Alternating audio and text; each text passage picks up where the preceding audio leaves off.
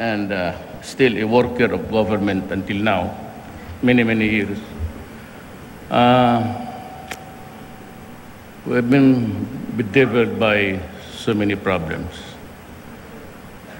Ako na yung na-timingan ng panahon na lumabas na itong serious problems about drugs, terrorism. Of course, we're talking to the communists. I'm still biding my time. I'd like to, there's a back channeling. I'm not supposed to talk about it because it's back channeling. But I have certain conditions or demands that dapat mag-igi kami. Otherwise, mukhang, you know, I'm not delivering a speech. I'm not up to it really. Gusto ko lang makipag-chika-chika sa inyo.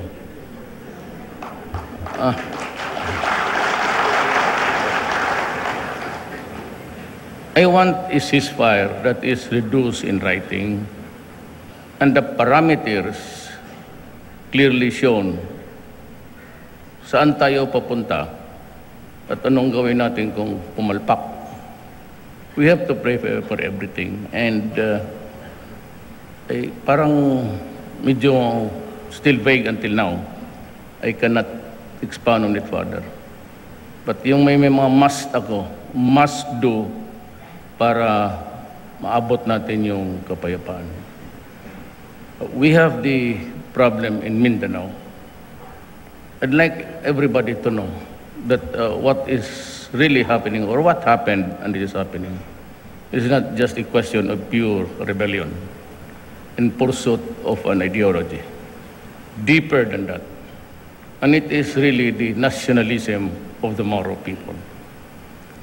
Sasabi ko na nga many years ago, about 100, I think about 80 to 100 years before Magellan came here, bringing with him Christianity and imperialism, Mindanao was a thriving territory of the Sri Visayas Empire.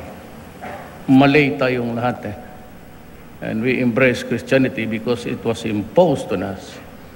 I do not know the history of how it came about Mindanao, but we know that Malaysia, Indonesia, Brunei, down south, all Islam, and the population here, the Moro people, the tribe, subdivided into Maguindanao, Maranao, Iranon, Tausog.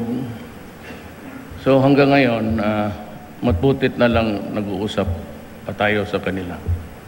Normie Sauri has agreed to, just by this time, when you're ready, and hinayaan ko lang siya muna.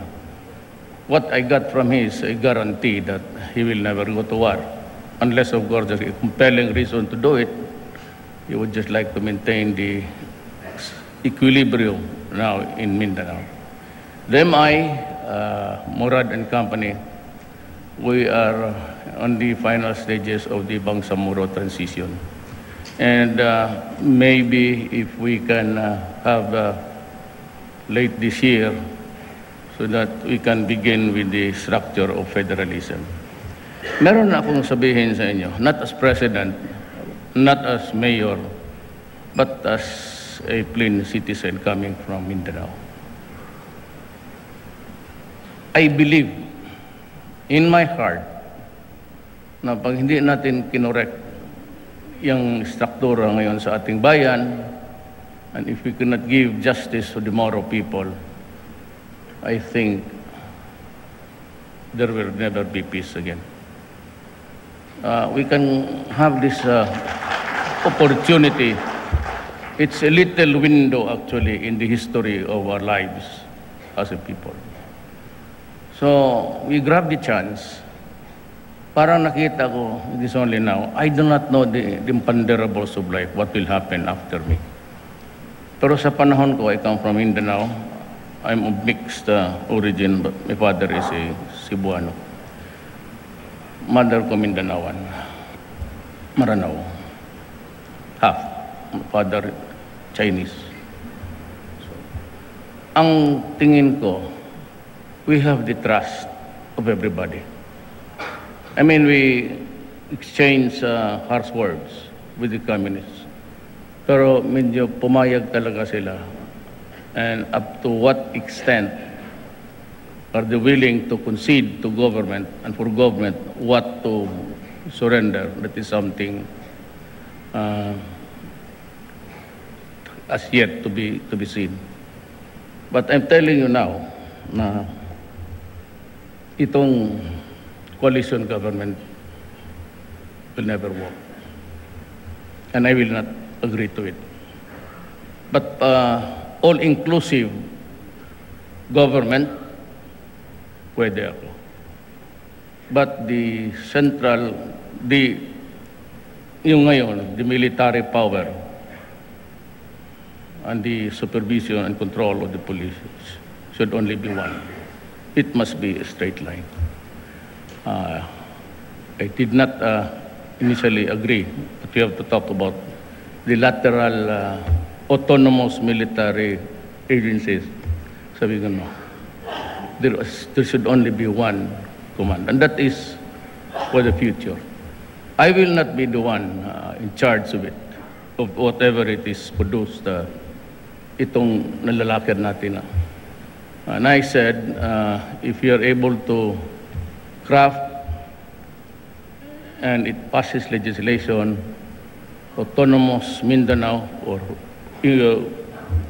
however it is done, na the substructures of a federal setup, it will provide for a strong presidency. I advised, I would insist on it, that even if we go parliament, the president must be there with limited powers, but powerful ones, convening of the parliament, calling for its dissolution and things like that.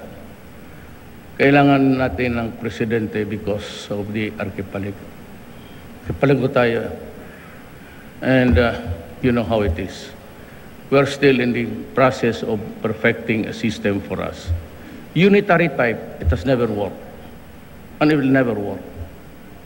Ang tayo lang ngayon, ang bansa na still adopting the imperialistic government of Manila. Yan ang problema sa Pilipinas because the setup is designed really for control dito sa diyan sa Malacanang, trono ng presidente. And he is given so much power that nai-stymie yung initiative pati yung aspiration ng ibang tao. And even in the selection of a president, dito lang yan sa Manila. Pag namatay dyan ngayon, pag namatay ako bukas, bantay kayo, dito lang yan sa Manila. Dito lang yan. Wala akong pakialam sa kanila, hindi naman kami kapartido, but those guys will rise again from the ashes like a phoenix rising, and it begin to control again the country. The oligarchs. Sila yan. They just meet somewhere, decide, then call upon the Taipans, tapos sabihin, oh, back up mo ba ito? And pa mag-signal yung pera, then you have the parties, but those parties are not really parties at all. Pagkatalo, baliktad doon sa kabila. Kaya magbagong manalong presidente o a sudden change of government, administration, iba na. But dito lang yan. Now, whether it is really for the good of the country, historically, hindi. Alam ninyo yan. Kung ano ang down the line, from the cabinet members to the provincial governors, mayors, yun. Yun na yun. Ako lang ang nakalusot na hindi dumaan sa oligarchy natin sa bayan. And I never approached one. Ang sinabi ko, I never accepted the money of the Taipans. And I'd like to be frank with you. Lucio Tan was one of the first to offer, and I said no. Why? Because may negosyo ka sa gobyerno. That NAIA 2 is owned by the government, but it's practically monopolized by PAL. Walang ibang airline dyan. You go to NAIA 3. That NAIA 2 is owned by the government. And Lucio Tan has a contract with us. And even on the landing rights, and the so many destinations could be first or second route. Ganun yan. Kung sino ang may pera, kung sino ho call the shots. Na pagka kayo, municipal mayors, you deserve to be there. In Malacanang. Anybody can dream. I was also dreaming, pero yung bata pa ako, not yung matanda na ako ngayon na iniisip ko yung presidente kong sarili. Far from it actually. Pati kayo, hindi kayo maniwala na manalo ako. No. Kasi hindi man talaga lumapit sa inyo. Ni isa dito sa 5,000, Bubot lang, pero alam mo bakit nagkaibigan kami ni Bubot? I was campaigning to Catanduanes, then to her place in Mindoro. Doon sa Catanduanes, mga brad ko lang. Kano sila ng grupo-grupo.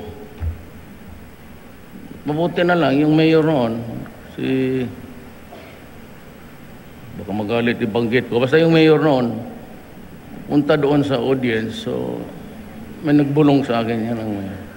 So medyo nadagdagan yung dream. Pero mga pulis yung kalahati doon. So sabi ko, ma'am, bakit, na-embarrass naman ako sa inyo. At sabi ni si Florida, si Nanette, sabi niya, pumunta ako dito kasi mayor ka, mayor ako. Out of respeto, just maybe a courtesy call. So hindi ko nakalimutan. And of course, Bobot, pagdating ko sa pinakakilala namin kaya kami kaibigan talaga. Kasi kilala kami niya. Sige, wala kang dito. So wala. Mga ko lang, mga brad ko. Kasi yung brad mo, it's spread all over the country. So sige, tulungan kita. Dinala niya ako sa bahay. We had a gathering and I was allowed me to talk. So yun lang. Dito banda. Sila lang dalawa, wala nang iba. Kaya wala akong bagahe sa partido. So all of you, I assure you, henceforth, at yung ngayon, yung voice talaga ng Pilipinas will be apportioned, ratio and proportion equally. Wala akong, I'm not favoring anybody. Davao is good. It's hitting the 9% growth, economic growth of the local government. So, okay na kami doon. But if you ask me, with all the allegations of murder, extrajudicial killing, I've been a mayor for 23 years, and I assure you that my stay here, yung position ko is it begins and ends with the public interest in mind. Wala akong, tanda na ako, gusto ko man na maraming kainin, hindi naman ako makakain. Gustong kong pumasyal, ayaw ko naman yung mga long haul. Napapagod talaga mo. You might think that I'm enjoying the trip. I don't. You know, flying, I used to be a pilot when I was young. Kung oras lang sa lipad, ba't mga 1,000 plus hours of flying. I hate traveling out of the country. Busog na ako dyan. And even the accolades. Nakikita ko na kasi ang buhay ko padaan. Pagtapos niyan, ako nakasunod na to Kingdom Come. Tapos na ako dyan. When I was even mayor, may overdose na ako ng public adulation. I do not need it. That is why, kung hindi lang kayo, kasi mayor to mayor, hindi ako sisipot dito.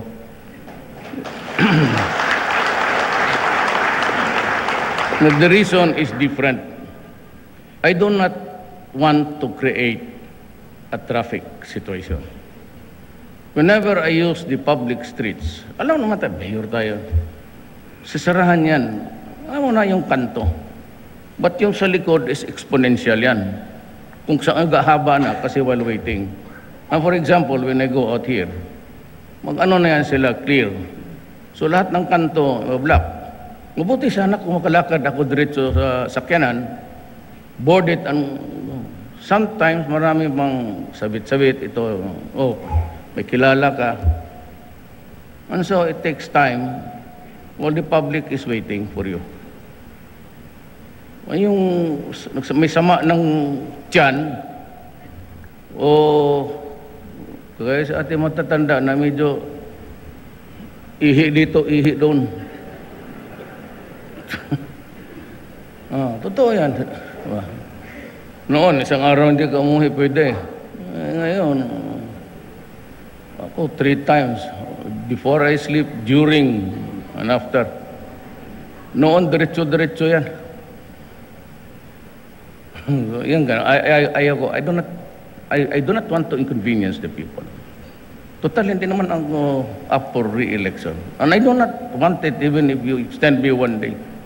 Kung kaya mo yung mga critics yan, martial law, kasi gustong perpetuate in power. Paligaya ko na lang umalis. And if you ask me if I'm happy being president, tell you no, I'm not. I just will say to you that I do not need it at this time of my life. Wala na. Kaya ako, trabaho lang talaga. So you can come to me for whatever. But I'd like to begin, at least yung platform ko for you, is that corruption in government must stop. I'm not trying to project anything for us. Pag nandiyan ka, hindi ka talaga matutulungan. I'm sorry. Pero kung sabihin mo na additional public works, and if there's money, Japan, before the Minister of Commerce left, he left us with 100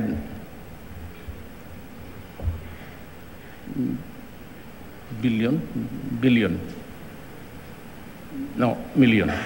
dollars. Sabi niya yung panggastos-gastos ninyo sa... So tinitignan ko nga kanina kung ano, where I can help you immediately. Maybe I can, maybe I cannot, but I can. But it will take time. You have to sort it out with Dominguez. Masyadong si Sani. Stricto. Mukhang pera. Ayaw maggastos. If it's a money matter that's being discussed in the cabinet, he would come up with so many questions. Pera talaga, but the guy does not want to spend. Paano ito? So, little things I can help you. But, ako ba? Pareho man tayo. Naging presidente. What was the secret? Or what was the formula? Ano pa ako, after my first in 1988, I said, I believe, I hold it as an article of faith, that there never really be progress if your municipality is in turmoil. Believe me. Tingnan mo ang Davao ngayon. You have been to Davao. I'm not saying it's paradise, but it has a share of the little of everything. Maliit na droga, paminsan-minsan may patayan, but there is no total outbreak na sa iba, hindi ka makalakad ng gabi. That used to be Davao. Mind you, we lose about 4, 5, 6 policemen and soldiers every day by assassination. So that's how to show to you how scared the people were. Kaya nung na-mayor ako, sinabi ko, drugs was coming in very fast. So I told them in I won, you criminals, you go out of my city. Do not do drugs here.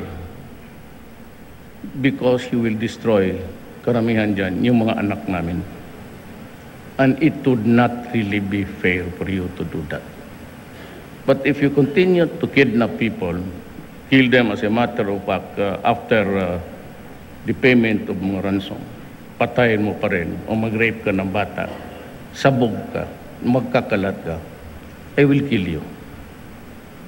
Prangka-prangkahan talaga. I will kill you. Kayong na mayor ako ngayon, presidente, yun din ang, that's the only formula that worked in my city. It might not help the country at all, pero sa aking paningin, since I am there, crossing the Pasig almost every day, aking laro to, aking antog kung sa hantak pa, antog ko yan ngayon. So I have to do everything. Kita mo naman yung statistic noon. Hold up dito, hold up doon. Yan. Anak, hindi na magagalaw ang tao sa gabi. All are nervous. You live in your own country. Ba't hindi mo maasahan ang bayan? Yan ang hindi ko matanggap. Human rights, United Nations, okay lang kayo dyan. May reklamo kayo, okay. You want file charges? Fine. Look for the evidence. But still, I will kill you. Huwag tayo magbulahan dito. Ang Pilipino, sabihin mo, mga generals nga that's treason for them. Yung gano'n na sa gobyerno ka tapos gumawa nga ng pati droga, nakakasira ng kapwa mo tao mo, Pilipino. You think it's really good for you? It's treason in the olden days. Kaya sabi ko, patayan tayo. Na ngayon, ito namang mga human rights, gusto ako i-demanda. Mga buak. Ba't ako i-demanda? Wala naman akong pinatay. Sabi ko, I will kill you. Since kailan ba ako lumabas ng Malacanang para magbaril ng tao? Maraming pulis dyan. Si George. Kalimutan yung I'm promoting para lumugo yung bayan, palayo na kayo dyan sa sugal-sugal. Yung sugal yan sa gobyerno. Tulungan na lang ninyo. Sugal yan, small time lottery. Isa ibigay mo sa mga, hindi nyo tutulungan, you'll just give the money to the pockets of other people. Yung mga sugarol. And the corrupt local officials. Ano nga sabi ko, ayaw ko ng korupsyon. Ayaw mo siguro maniwala kasi mayor rin ako. But I've had my share of faults. But it was never on the side of corruption. Something else. Yun nga, yung matindi ako sa krimen. I was a fiscal before I became mayor. Kaya mainit talaga ako sa kriminal. Hindi na sabihin mo na I am trying to. Noon pa sa Davao. At noon pa yung human rights, sige nahabol sa akin kasi nga yung bunganga ko daw encourages the police. Ngayon, sinali ko ang military because drugs has become a threat to national security. And just imagine, magturo ako ng isang tao ha, tapos tanungin kita yung pangalan mo kung nandito sa listahan.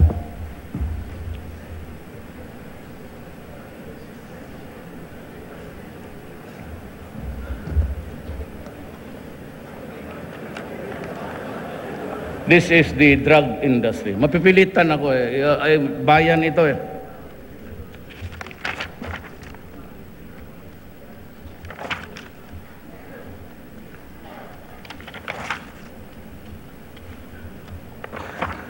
Mukhang nakita ko yung pangalan ninyo. Hindi dito, sa attendance.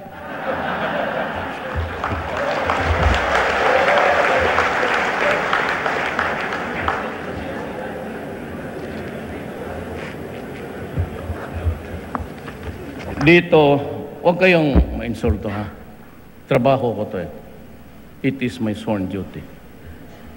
Meron dito mga municipal mayors. Kasi nandito ka naman, por respeto, hindi mo na kita patayin. Pero huwag kang yun magkumpiyansa sa akin.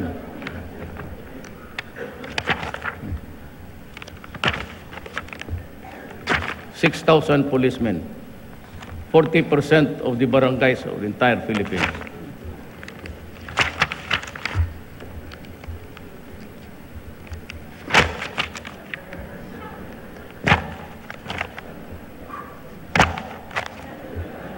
Ganon kakapal yan, ha?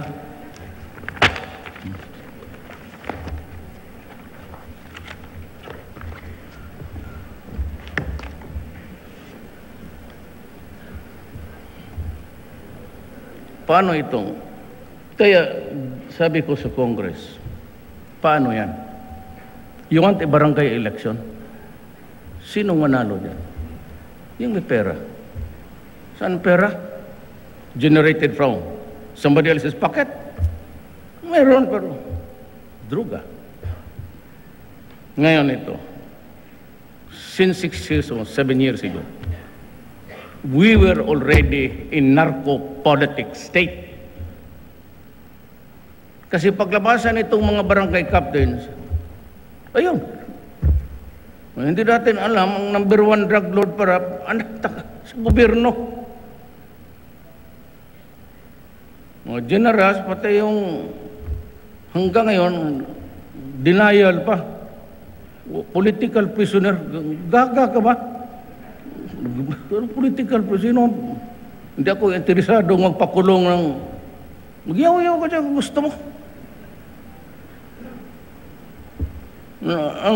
Pero ang nasira tayo, so when can we expect to have a clean elections, freed of the money of the corrupting influence of drugs? When? This year, ang barangay captain? Wala. Sabi ko sa kay Senate President pati kay Speaker, sabihin mo sa mga congressman, pag ngayon tayo nag-eleksyon sa barangay captain, patay. The next so next elections, nakapwesto na yan. So, kailan natin ipasa sa atin ang mga anak yung responsibility to run the country? How old are we on the average? Almost late 50s, early 60s kayo. Some 70. So, yung timeline na yan, would it last? Nandito tayo lahat? No, in a few years. Kailangan talaga ipasa na natin yung bayan natin sa mga anak ninyo. Na kung hindi kayo magtulong ngayon sa droga, anong ipapasa natin sa kanila?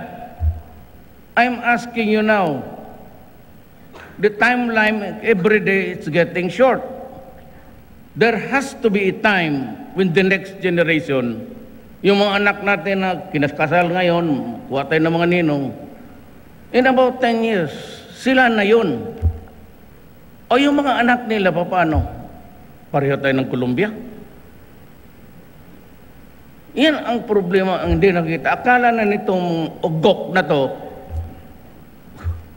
ang trabaho natin yung droga. You know, when I was a mayor, I was building a city. Yung mga extra doon, wala akong pakialam dyan, pulis yan. Now, as president, I build a nation for the Filipinos. Saan ko, anong ibigay ko sa mga anak ninyo? Puro droga? Sabihin mo, ilan sila lahat? Yung kay Santiago, no, PDI, give a paget of mga 3 million. Huwag na lang yun. Itong akin, nag-surrender. 1,600,000 plus. Ilan ang bangag dyan? Liki, sa Bisaya, crack. Bisaya ang liki. May liki yan. Druga. And they're spread all throughout the country. Tingnan mo, ha? Human rights, United Nations makinig sa akin. 1 million, lagay na natin, sagad na natin sa 2. Magkaiba ang figures, but I'd like to stick to my data. Akin is We have reached a 1 million mark. Marami sa atin dito, abogado. Sabi ng doktor, forensics, constant use of shabu will shrink the brain of a human being. Kaya nga yung iba, at alam, mamihiyors kayo, wala na sa landas. Salita kayo, wala na. Tapos marinig mo na lang yung kapitbahay mo, yung isang leader mo, ang asawa nagkadruga, hiwalay ang pamilya, dysfunctional family, ang mga bata mawalaan ng tatay o nanay, karamihan dyan sa mga babae, middle class, pupunta ng iwanan, pumuntang Amerika. Iwan ang mga bata. They grow without the loving care of a father or mother. Anong kasalanan ng drugs? Pag naggulong yan kaya dito sa Maynila, hinatsa niya yung lulo niya, pinutulan niya yung decapitated yung nanay kasi sabi ng guardian angel kung ano-ano na lang. Dadating itong mga TV, ano. So it is parang melodramatic. Minsan, ang tingin ng mga isa ring liki na itong pinatay, puro mga santo. Karamihan mga santo, mahirap lang. So they dramatize the situation. Ako wala akong pakialam. Mahirap ka, mayaman ka. I cannot stop shabu. Number one problem now, kung sabihin ko na wag ito si kasi mayaman, nakapagbigay sa akin ng ilan, 1 milyon, o wag ito kay anak lang ito ng mahirap. You cannot stop or suppress shabu. Kung mamimili ka pa ng anong titirahin mo, sinong makalusot dyan na mahirap? You're trying to figure out a class conflict here. Pag hindi mo pinatay ito, o hindi mo hintuan to, hindi mo mahinto, tapos may supply, gagana talaga yan. It will continue. Kasi lahat may, yung numbers na yan, drug addict na talaga yan. And they will crave. When the monkey rides on his back, katina, maghanap talaga yan. Kung walang pera, yun. Akyat bahay ang pinakamarami sa atin. Yan. Pag nabunggo, kagaya nung sa Cagayan, they only intended to rob. Nung nagising yung babae, diniretso na. Ilang akyat bahay? Kayo, mayor, ilang akyat bahay? That will show you the sharp rise because of drugs. Kung sabihin mo, hindi mo ito hintuin kasi mahirap lang. Sino ang patayin ko, ubusin ko? Ang drug lords. Patayin ko ang drug lords, then take them out from the streets. Mahinto ito. Ngayon, sabihin ng human rights, pare, bishop, anak ka ng... Meron kayong mga pares. May kolekta naman kayo. Sabado at Linggo, karami ninyong pera, ihawa kayo. Bakit din nyo gamitin? Go around your parish jurisdiction, the neighborhood, and find out the persons who are afflicted or contaminated with shabu. That is my advice to you. Rather than shout dyan sa pulpito, puta mag-inugok lang kayo, you have no moral ascendancy kay mga pare. Tama na kayo dyan. Yung iba nga, tagdalawa ang asawa. Kayo pati, ako, pareho lang tayo. Mabuti pa magpare, dalawa. Prangka-prangka tayo. Kailan pa ba ang simbahan when has religion really helped anybody? Look at us, except for the Islam. China, walang. Japan, minimal. Ito, pinakamayaman. Ginaganon pa yung mga Kristiyanos noon. Saan man ang karma dumating? Dito sa atin, sila ang yumaman.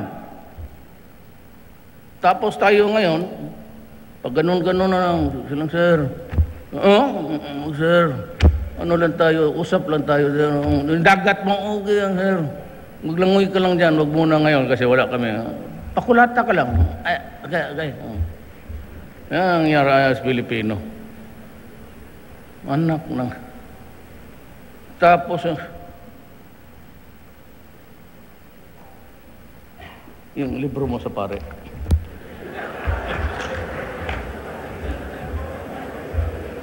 Kaya mga Katoliko, basahin mo to. Altar Secrets. Nandito lahat. Nandito si Bacane. Number 1 page, pedophilia.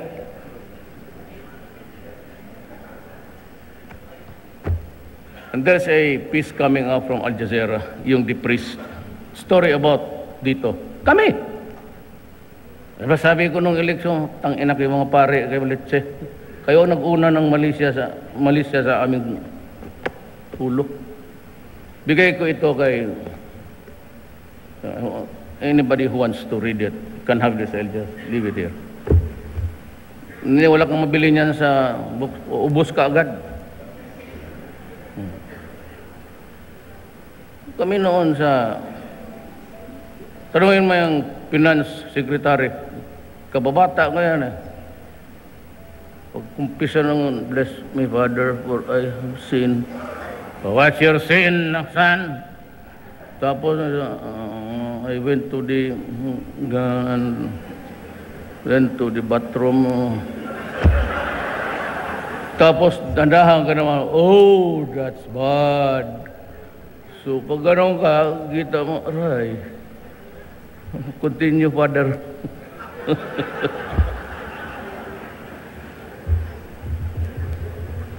Tapos makalinis, kung ngari kung salita sa pulpito, Duterte extrajudicial. God, kung tutuhanin mo ang statistics noon, ni Santiago pati akin, 4 million. Kaya ako din si God, kaya hindi ko panahon yun eh. I don't know if it's, pero I do not have the slightest doubt about kay Santiago. Let us try to extrapolate. 4 million. At 200 per hit dito sa Tondo. That's about 6,000 a month. More than half of the salary yung dyan sa pobreng Pilipino tinamaan. That's 6,000 a month. Times 3. Huwag mo na tanggalin mo yung akin. That's 18 billion a month. Times 12. That is 216 billion a month. Putang ina. Tapos dito, magdrama ka ng may namatay parang Pieta na and so, exhibitionan mo ako ng ganon? Bali, may trabaho ako. The greatest good for the greatest number. Yan ang democracy. You know, I said, in my oath, kalimutan mo na yung konstitusyon. Don't shit me with that. President shall have the power to declare martial law. In my oath, nandyan lahat. More than the Constitution itself. Itabi mo yan dito yan.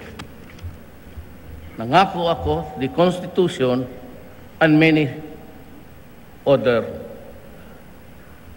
sacred commitment to protect and defend the Filipino and nation. Gawain ko ang gusto ko na sa tingin ko tama para ang bayan ko will not go to the dogs. So what will I do with you if you try to destroy the young generation? Mga anak namin, hindi nga patila mo, pinagsasapak mo. Tatlong palo pa kung magalit ka. Pag gano'n may dugo, putang inang lang. Kasi may dala ka pang galit. Even just the could put you in a rage. Ngayon kung ako nagtatay, nagtingin ako sa bayan ko. Dinagdagan ng 10,000. Di gawain mo ng 50,000. Sabihin mo na, almost lahat sa Pilipinas may tama sa duga. Alam ninyo yan. What am I supposed to do? Sit on my ass and look at my country deteriorate. And after 6 years, magsabi ako siya, babay. Di ako, may auto. Sa ayaw mo't hindi, sumunod tayo dito. And this is how I interpret my sacred duty to protect everybody. Wala akong compromise dito. Hindi mo ako mapaatras baski i-demanda mo ako kung saan. No way tayo dyan. So the drug campaign will continue. Kailan ba ako magtapos? O yung araw na yun. Kung sabihin mo, takutin mo ako ng mga extrajudicial accusation, ha? Buti ngayon lang yan. Noong pa yung mayor ako, sige, daldal, pakulong ako. Tangina mo. Subukan mo.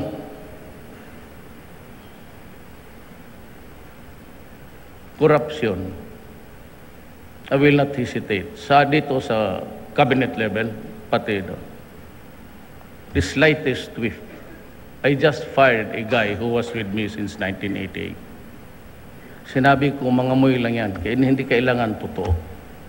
May amoy lang na you suggested o nagpaparinig. I will know. Kaya ako, kailangan straight talaga ako. Sa ayaw ko sa hindi, mapipilitan ako talagang magbantay sa, lalo na ngayon maraming kamera. Magkamali ka lang ng hawak-hawak ng gano'n. Kaya bubot, sanay mo ako sa mahal ko to kasi sila lang yung nagpakita ng tulong. Bataan.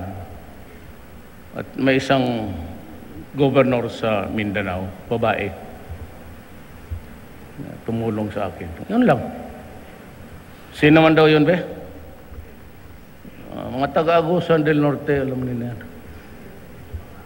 Sa taga-Agusan, pagkababayan man tayo, puro adik kasi walang puro protector ito ng dadyamin ko lang kaya that is really the list of the consideration. So you have to build a city. My advice to you, keep it safe. You have to invest. Now ito, kasi ako pumunta talaga dito, this is my important message to you. Huwag lang sana po na you will have a runaway problem with law and order. Because may supervisory powers kayo sa police. And I will grant it to you. Just give me this commitment.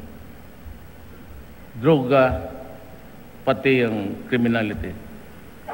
You have to personally do it. Hindi mo madala na ibigay mo sa police na ikaw mismo. See to it that nobody's hurt, nobody's nagdudusa dyan sa kriminal. Who are you?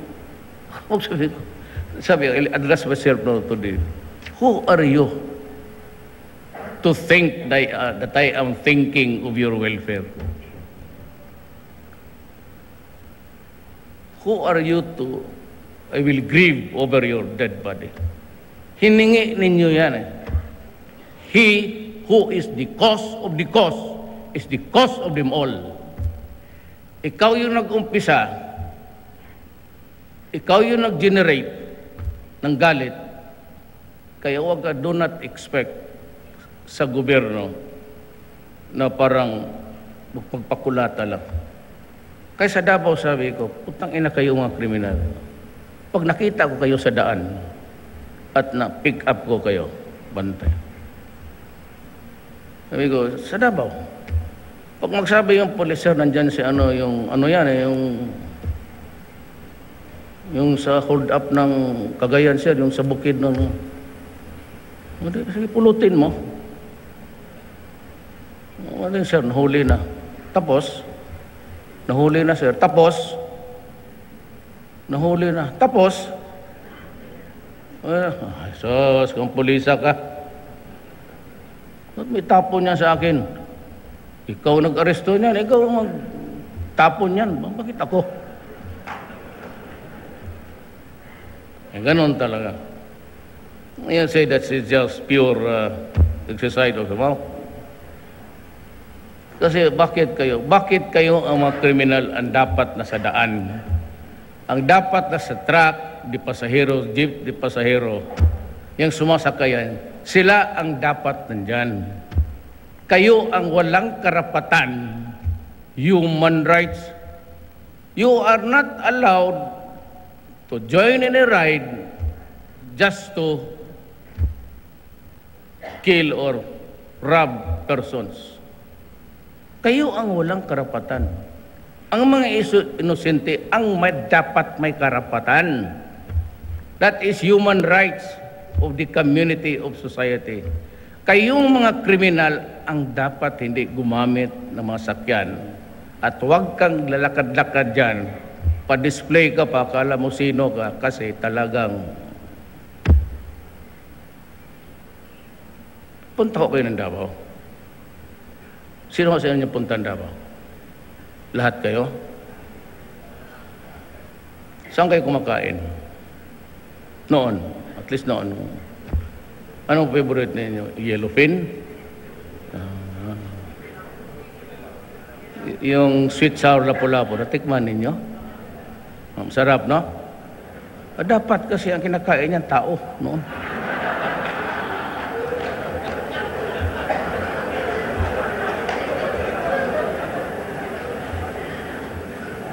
Ayaw ko si Inday. Si Inday kasi medyo saan si Mayor ngayon? Pumayat yung lapu-lapu ngayon. Ibig sabihin, hindi pinakain ng Mayor doon. Sabi ko, look, I never graduated to the level of the presidency. I must admit that. Ay parang magsalita ito, hindi presidente. Talaga. Tingin ko sa sarili ko, mayor. Presidente. Di ba talaga, I would like to urge the municipal mayors of this country that siyasay naman, well, I don't know why I was ousted by the Commission on Appointments, but the fact is that I did not lie. And so if you did not lie, why are you out of the cabinet? Hindi yun siya sa ka-roommate ko yan. Padre Paura rin sa UP. Ako, dyan sa Mindula. Alam mo ang totoo niyan. Nung nag-martial, wanted yung buang na yan. Sumibat sila, marami yan sila, Maseda. Yan sila, kasi tayo sila ng law office doon. And because he had to travel, maybe he was accommodated by the State Department. Kasi they sought asylum, sanctuary. So it's also usually given to political prisoners or political refugees. Kaya doon nagkaletse-letse yung papeles niya. Yun ang talagang totoo. Kasi roommate ko nga. Pero ang presentation na kasi, pero kung magtanong ka Pilipino yan siya, si Pilipino talaga yan. Roommate ko. Roommate ko. Well, another topic for another time. So, yun lang ho. Ang message ko kasi, droga pati yung... Kaya I was considering ang Mindanao, not only Central Mindanao.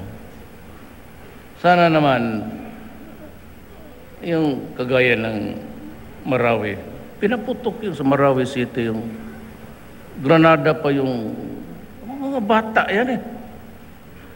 Tapos doon sa Zamboanga, nilagyan ng IED yung National High School.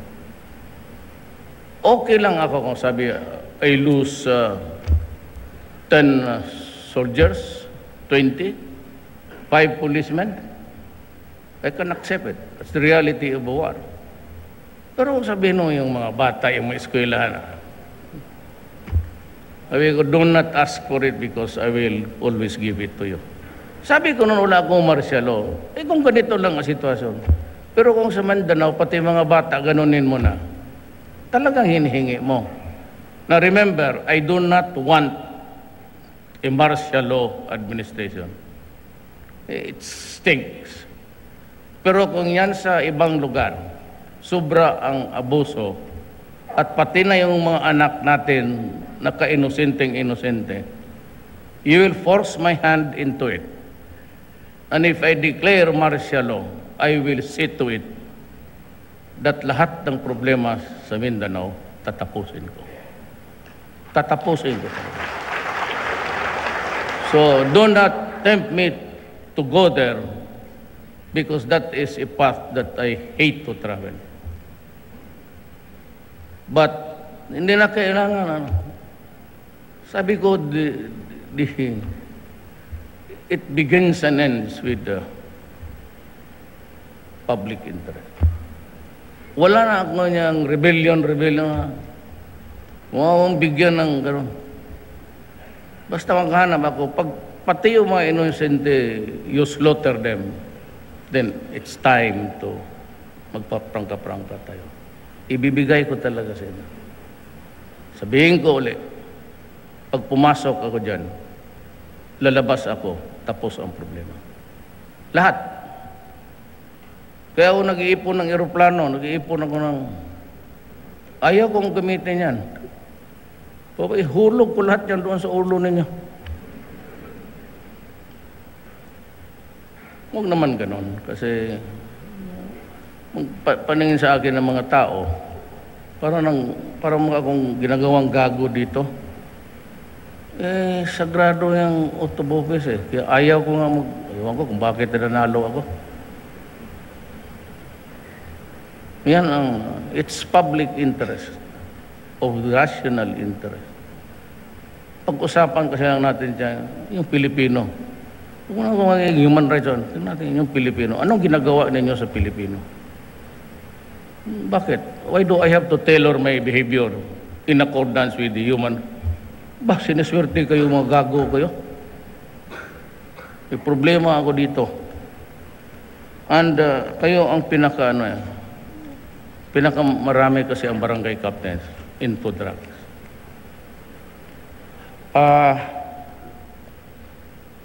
Same. I do not leave the bad taste in the mouth to say it. Pero paskisin. Kasi ang ginagawa sabihin ko sa wag na wag kayong pumasok yan. Talagang papatayin ko. It's either banggaan kita ng 10x10 na truck o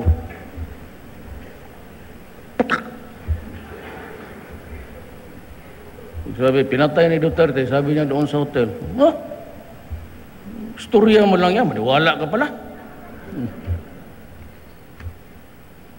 So, yan lang ang mensahe ko sa inyo. Tulungan ninyo ako kasi Pilipino itong nakataya dito. Huwag mo na ang problema smuggling o magpakasal ka. Marami ang dito yun. Pakasal 2-3 beses. Nung barangay captain pa ang yawa, isa lang. May girlfriend. Pagka mayor na, 2-3. Tapos dalhin yung isa sa Manila dito papatirahin. Kasi gibayahe dito, kunwari na kalamang mga tao, hardworking. Ang mayor niya, hardworking sa kama.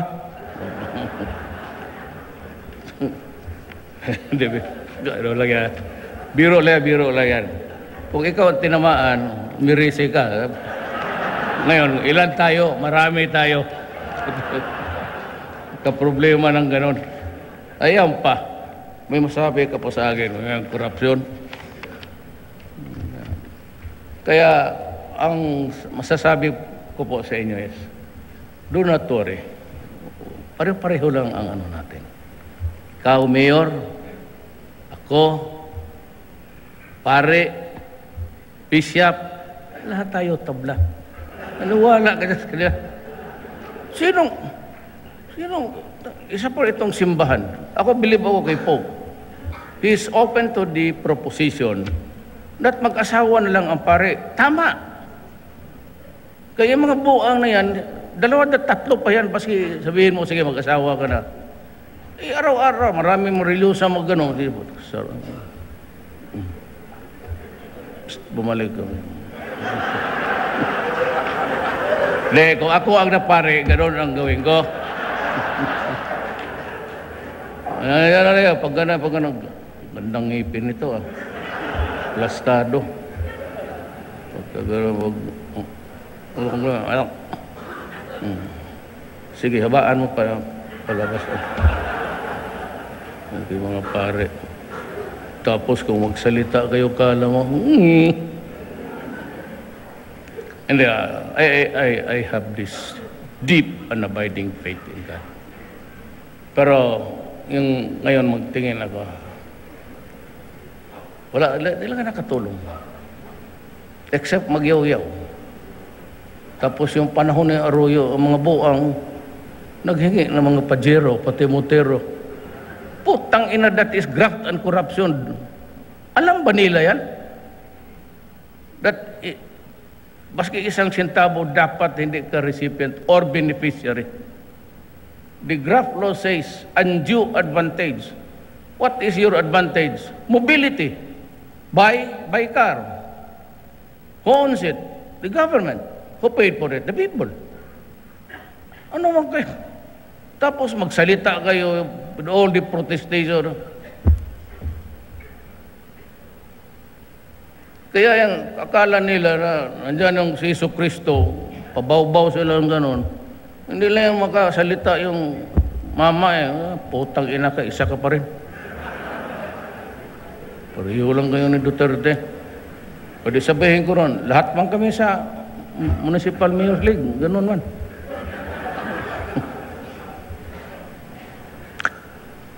Kaya sabi ko, I never graduated to be sa ugali pati sa behavior. So do not expect it from me.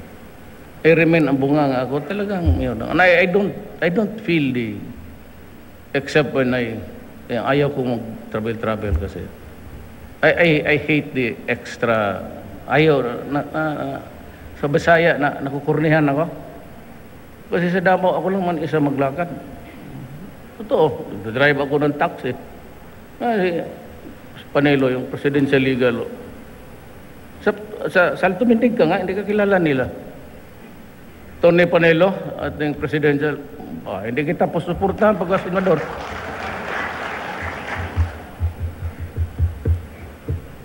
So, kung ako, I'm open. Wala akong politika. I do not have to please you or please your political enemy. So, if you want tulong o problema ka, yung importante yung bridge, ganon, maybe you can talk to me and try to find out if I can help you. Huwag kayong magdadalawang isip kasi, except for the party PDP, I don't know if there's gonna be a candidate next elections from my party, pero I'm beyond that.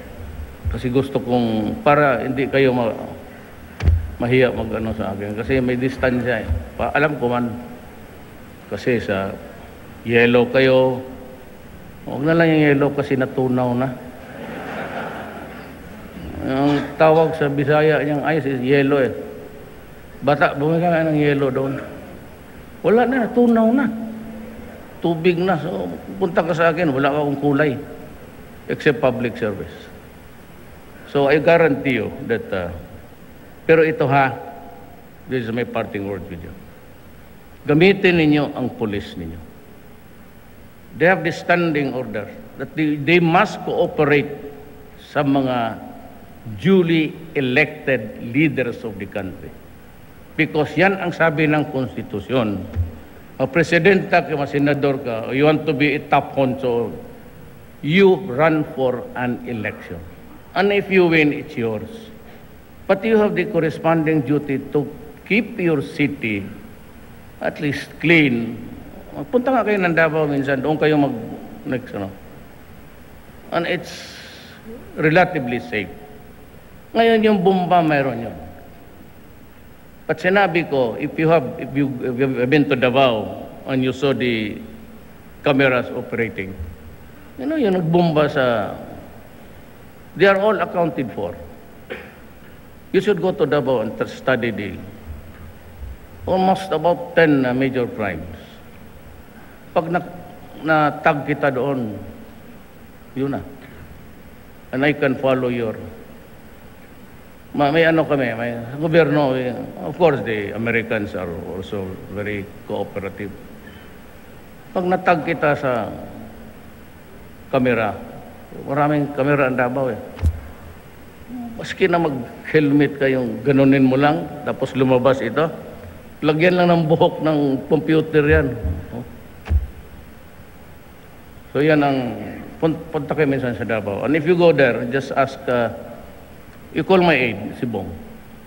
Or call anybody sa, sabihin mo punta kayo, and I will open the, pero medyo stricto ito si ano ha, si, pero okay kayo kasi mga mayors eh.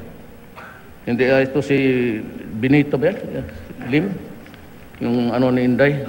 Military man yan eh, medyo may pagka-stricto talaga. Pero he will let you in sa, paano ka, yung camera gumagano. Tsaka, if you have the money, and if you lagyan ninyo na ano. Mine is IBM. You go for, ano, ito pag isa. Tulungan tayo. Itong stupid rule ng lowest bid, gusto ko tanggalin yan eh. I have to talk to the congressman. Alam mo yung lowest bid, it is the source of corruption. Gobyerno, maniwala kayo. So kayong mga Pilipino na or listening now, do not blame us sometimes yung nag-reject ako ng kagaya sa military. They have only two sources. Hindi ko lang sabihin ang bayan. There are only two countries where I allow the armed forces to buy yung mga gano'n. Kasi delikado eh. Magbili ka doon sa iba, inferior. Tapos, lagyan nila na, makinig pa sila. Marami na tayong nag-i-eavesdrop. Yung lowest bid na yan, kasi pag 100 billion project, bibid ka, legit. Siyempre yung 100 million na ito, gastos mo, tao, manpower para matapos in 45 days. Pag kanyan, mahal rejected yan. Sabihin ng contractor, yan ang ano ko. I need so many men, I have to employ workers para I can meet the deadline of 90 days. Hindi yan, ang hanapin talaga ng kuha minsan. Pero hindi kasalanan ng kuha yan. Yang lowest bid tanggalin mo. We should go for quality. Kasi ang lumalaban kasi sa lowest bid, yung walang kasi ang akin bagsak niya parang 70. Magbigay pa siya sa pati barangay captain magpirma. Magbigay pa siya sino? SOP sa gobyerno. Sino-sino yung mayan? Ang kikitain ba niya? Kung lowest bid, ang project, so worth 50,000 o 50 million only out of 100. Yan yung ibibigay niya. Tapos tayo naman, hindi lowest bid, bibirahin ka doon sa ombudsman pati sa COA. Kaya ako, kasalan ng bayan. I've been doing it since 1988. There is absolutely nothing wrong with legitimizing relations of Filipinos na ilang years na. And for the security of the children, kung mamatay, at least kanino bayaran. Importante, marami sa Pilipino na walang pakasalan. So tayo, and I urge you to do that, tingnan mo kung sino yung living together na walang kasal-kasal.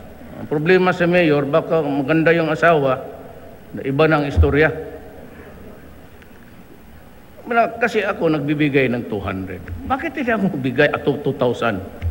Kasi nga mahirap yan eh, walang pangkasal. So, bigyan mo harap-harapan, mayroon pang picture. Akalain mo ba ang COA? In my last 23 years, Doon pa nalabas na dinisallow. Bilyon yung utang ko sa gobyerno. Kasi from time to time, sige, yung statistics, ano bang hindi nagpakasal dyan? Yung kailangan makasal ang basic family. Kasi wag mong sana mangyari, mamatay, madisgrasya. Doon napupunta sa mga anak. So, ini-encourage mo. Sabi ko sa kuwa, sir, halika nga dito. Sabi ko nga, gusto mo ihulog kita dyan sa ano? Bakit mayor? Sama naman ang salita mo. Bakit dinisalaw mo yan? Sabihin, pabayarin mo ako sa binigay ko doon sa mahirap? Kasi yung programa wala sa no. Do not do the program for us. You were not elected by the people. Ha? Kami, yung programa namin, kasali na yon. Social alleviation. Sa hirap. Kami ang dapat magbuot sa Bisaya, magbuot. Kami dapat, we should be the one choosing what programs of government that would be beneficial to the people. Do not do it for us. I don't. Kasi mas marunong pa kayo, di kayo na lang ang mag-mayor.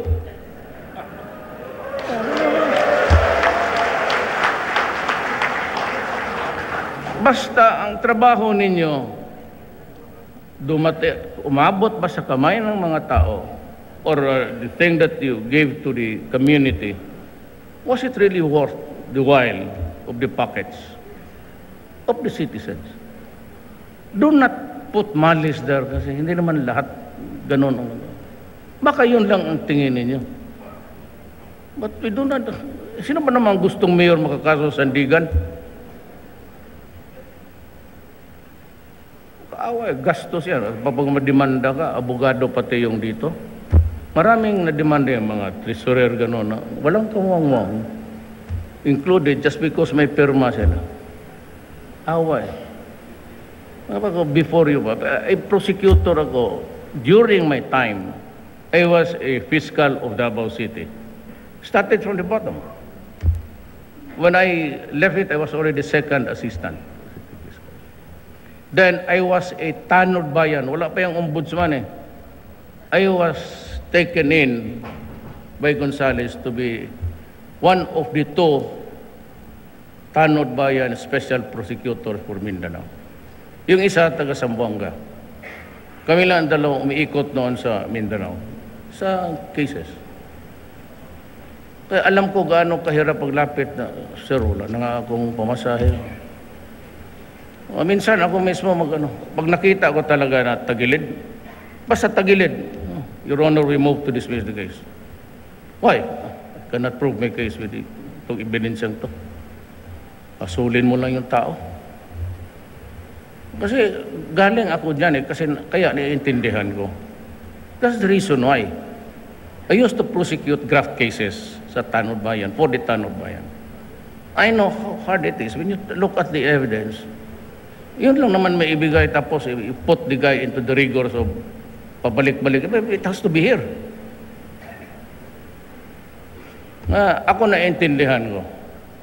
Wala kayong problema sa akin. Basta wag lang talaga. I said, graft is really out. Because I cannot help you. And if you want my help, kasi sabi ko, Tanod Bayan ako noon, mahusay ako mag-present ng evidence sa katagal ko. Audit report, tapos observations. Kailangan ko yung observations nila, tama rin. If it's observation na pang ganun ka lang, masulin yung tao. Ako, basta konting lang. Tingnan ko na I cannot prove even one element of the crime. Diretso ako. Mahilig ako yan. I move to dismiss the case, Your Honor. So magtingin pa yung judge, baka nabigyan ito si... So, that I can assure you. Basta tama lang. No corruption or else sa police, kukunin ko yung police. Sabi ko nga, my oath of office allows me anything to protect public interest. tanggalin ko yung pulis ninyo, lagyan ko ng batalyon. Then you have to talk to the battalion commander. Wala namang, kasi sinali ko na ang armed forces in the state of lawlessness. Wala akong choice. Kulang ang pulis ko. Ngayon kung hindi ako, tingnan ko na, either, maglagay ako ng ibang tao. Kung puro droga lang pati krimen, tanggalin ko, lagyan ko ng SAP. Bahala na kayo mag-usap doon sa SAP. Pag martial law, nag-warning lang ako, total, ito naman ang totoo. I'm not threatening you, it's the law itself. Wala nang search warrant of arrest. Kung mag-issue niyan, provincial commander, delegated, ASO. Rinig mo ASO. Arrest and hindi ka rin makita ko, ayaw kong martial law. Kasi ang kausap mo dyan, ang military na pati polis. Hindi na yung... Kaya ako nagmamakaawa sa mga ating kababayan. Huwag ninyong sobrahan yung estilo nyo, nga pati yung mga eskwelahan, bubumbayin ninyo. Mapahiya ako niyan. Pag napahiya ako, tabla na. All bets. So, yun lang ang total, mayroon naman pulis dyan. Gamitin mo. Sabihin mo na pulis ako sagot. Basta ito total, may order na ako sa pulis. Go out and hunt for the criminals. And if there's a crime, arrest them if possible. But if they resist violently, placing your life in danger, pati ikaw mamatay, shoot him. So ang pulis ninyo may order na. Sagot ko pa, hindi inyo. Kasi sinabi ko, lahat ng nagtatrabaho kung masabit, akin yan. Akin. Kaya kung mademanda yung pulis, sir, itong yung raid namin, sige, abogado. Sir, na-convicted ako. Bale. Sige, sabihin mo doon, magbasa na ng sentence. Yan. Bukas punta ka doon sa opisina ko dyan sa Pasig River. Sino pangalan mo? Patrolman, ano? Ayan na. You are hereby granted pardon. Ipitin ninyo ang pulis. Pardon. Tapos sabi mo, balikan mo yung nag-ipit sa'yo, patayin mo ulit. Pardon kita. Kasi ganun. Yun ang alas ko. Kasi pag siya ako basa sila, saan ba tayo dito makalusot? Makalamang lang tayo. Pardon. So meron na akong form doon para sa kanila, ganun kakapal yan. Parang, ngayon sir, convicted man ako. Kuha ka ng kopya mo. Ito ka doon sa babae. Type mo yung pangalan mo. Balik ka dito. Pardon. And reinstatement to its former, treated to the PNP or to the Navy with a promotion. Ayaw mo pa yan? Mata makagago sa'yo, magpatay na lang tayo para promoted tayo. O, di ba? So sabihin ng human rights, well, ganun talaga ang buhay. Baski anong yaw-yaw ninyo, for as long as I am here and for as long as I am tasked to protect the Filipino, I will do it. Maraming salamat po.